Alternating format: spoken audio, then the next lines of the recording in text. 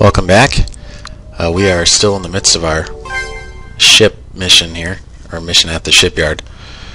And we just fought some guys, and there's going to be some more guys. In fact, they're just sitting right there waiting for us like a bunch of idiots. Cavalry, too. Damn! So yeah, if you remember from the southern base raid, these cavalry guys are a bitch. They're really fast, they got a decent amount of hit points. So I'm just going to throw everything but the kitchen sink at them. And too bad there's no kitchen sink attack. I wonder if there's any game that's ever done that. That'd be pretty damn funny. Kitchen sink. But, alright. So I don't know where my mind's at. But we're, yeah, so they should be getting down there. Do a few more attacks. The thing with some of these guys is that, you know, you got a nice balance between, oh, I put them to sleep, nice. You've got a nice balance between physical power and sort of magical power here. We've got Zala, who's, you know, all the sorts of offensive fire magic. You know, the freaking horses are in my way. Move it! No! I can't even walk on this tile. That's some passability problems right there. Come on!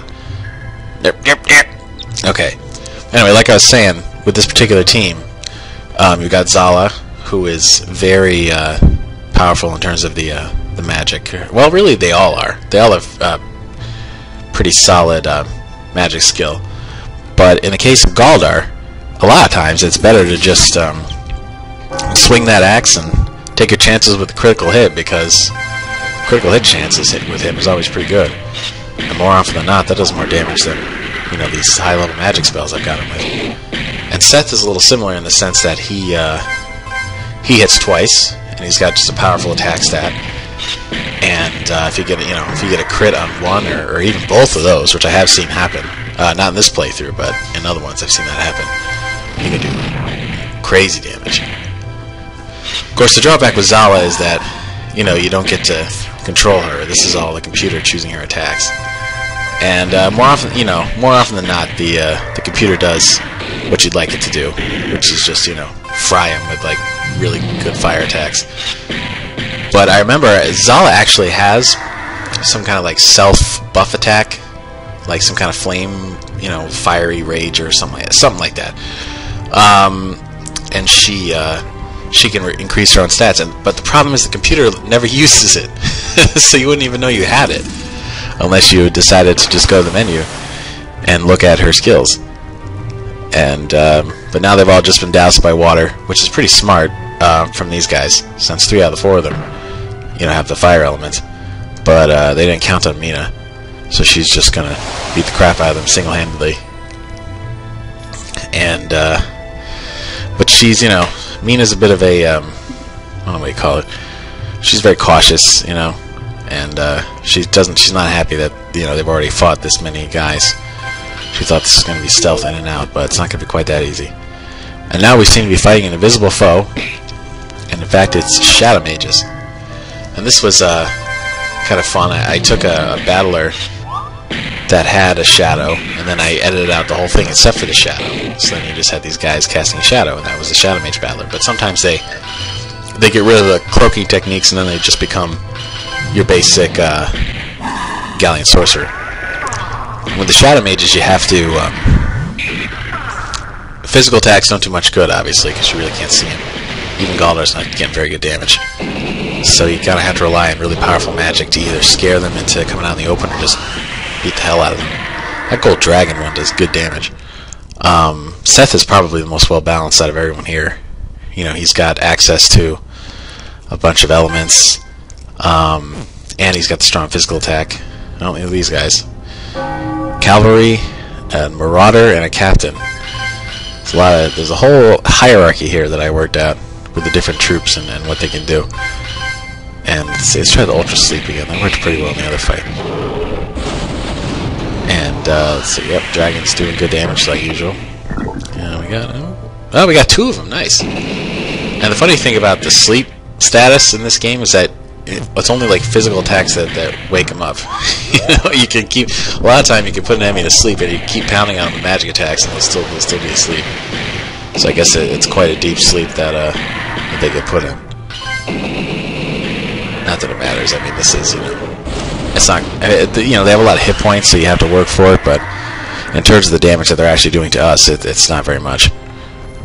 We are still a pretty advanced party here. We get a lot of these buffs for stats, but I should save them for the main party. And this looked like a random battle, but it's not. We just bumped into a bunch of shadow mages at that spot, and we couldn't see them. So we'll revert to the usual strategy of just drowning them or setting them on fire in magic,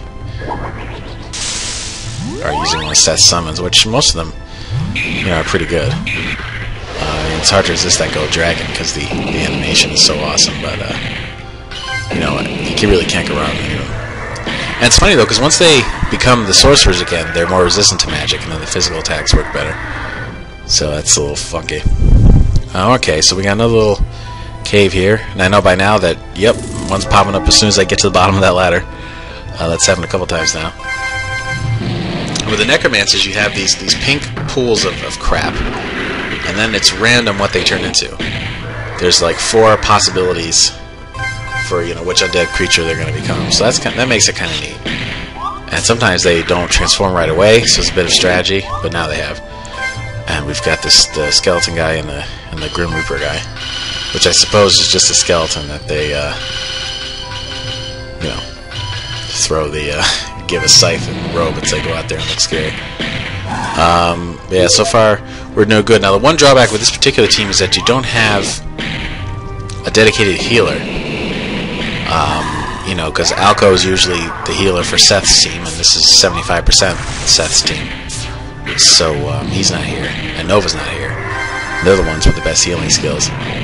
So a lot of times you have to fall back on items. And I wound up having to introduce an item called Ethereal Dust, which was a pretty powerful weapon you can use in battle that would heal everybody about 500 hit points. Because otherwise you didn't have a venue to cure everyone. So that can get tough. And oh! These assassins have instant death moves, and it looks like they took out Zala. But now they're both asleep, so we can use that as an opportunity to get her back on her feet here.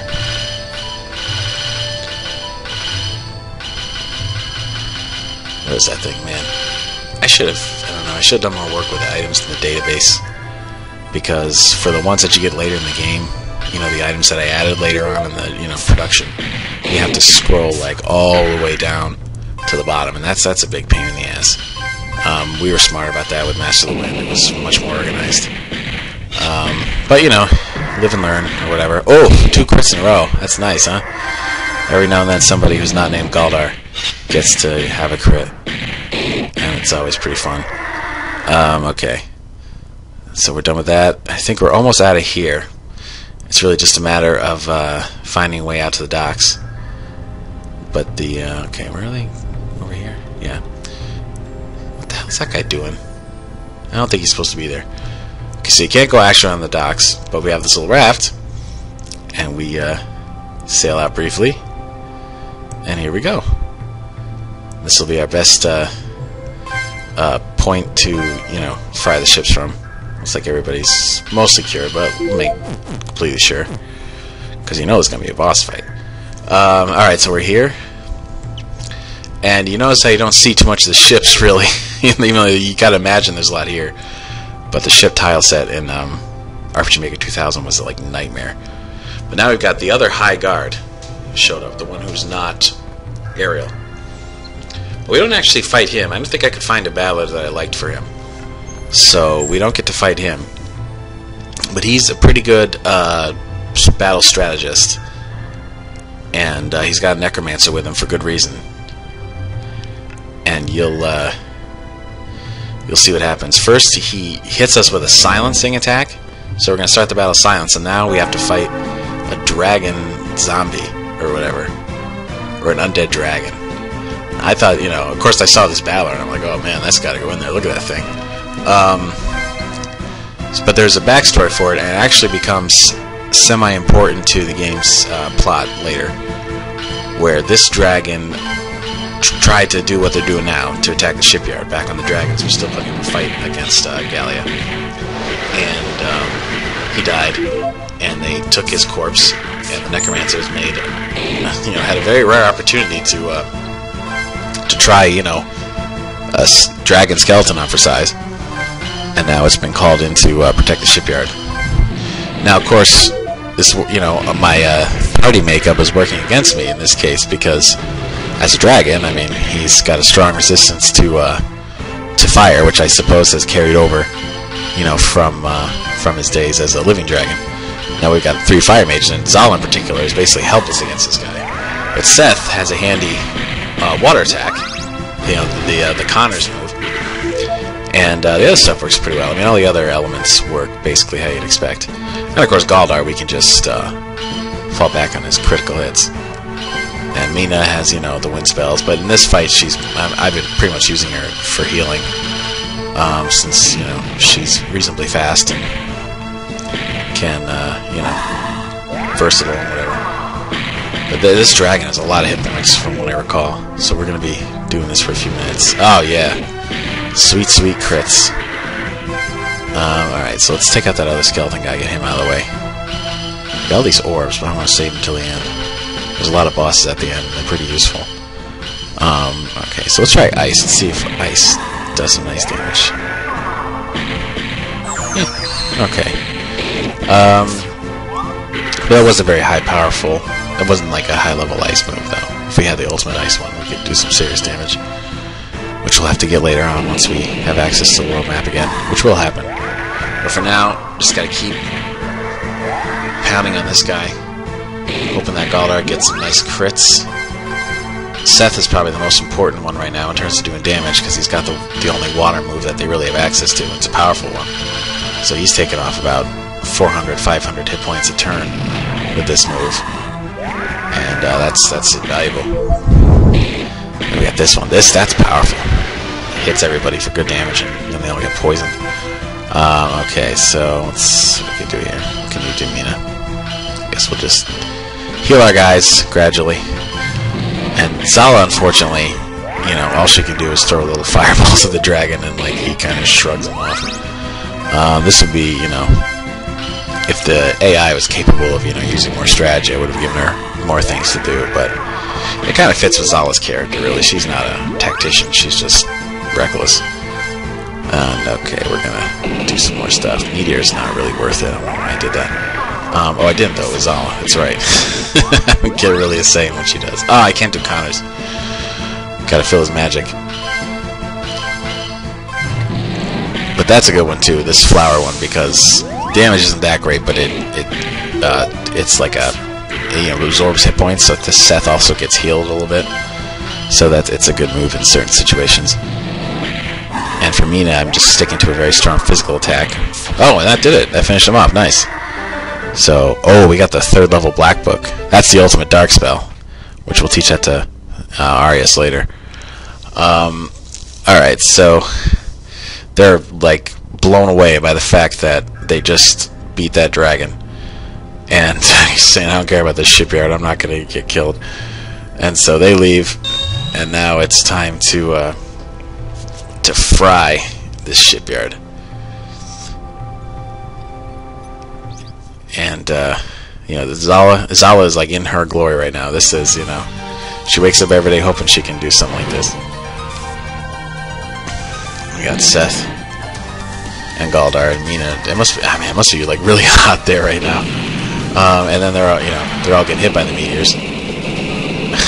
But I guess it wasn't so bad. Alright, so that is an ex-shipyard. It is croaked. And we'll chat with Mina next time. Peace.